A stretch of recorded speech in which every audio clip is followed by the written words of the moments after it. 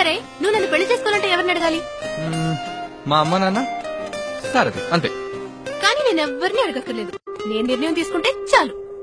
మీ అమ్మ నాన్నల్ని అడగవా? ఉంటే కదా. సింపతి వద్దు ప్లీజ్. అమ్మా నాన్న చిన్న వయసులోనే ఆశ్రమంలో పెరిగాను. స్కాలర్షిప్ తో బయటకు వచ్చాను. ఉద్యోగం ఏదో గడిచిపోతుంది. ఇదంతా నీకు చెప్పాలనిపించింది.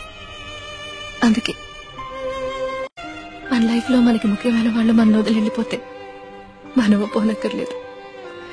ఏదో ఒక రోజు తప్పకుండా మన లైఫ్ మనకి నచ్చినట్టు మారుతుంది. నాకు మారింది. నువ్వు ఆలోచించు. హీరోవా?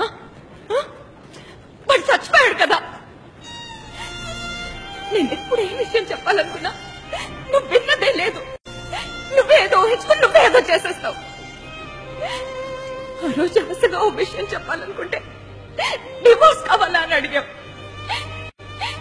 ఇప్పుడు సూర్యని చూశానంటే సిగ్గు లేకుండా వెంటబడి కాళ్ళ మీద పడ్డావు. ఎవడన్నా ఈ పని చేస్తాడా?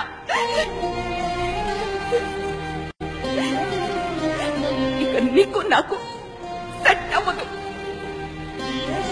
పోరా, ఏ ఎల్లమ్మో పుల్లమ్మో పొలాల గడ్ల మీద తిరుగుతుంటారు. వాళ్ళని వెతుక్కుంటూ వెళ్ళి లవ్ చేయి. నీలాంటి సెట్ అవ్వను.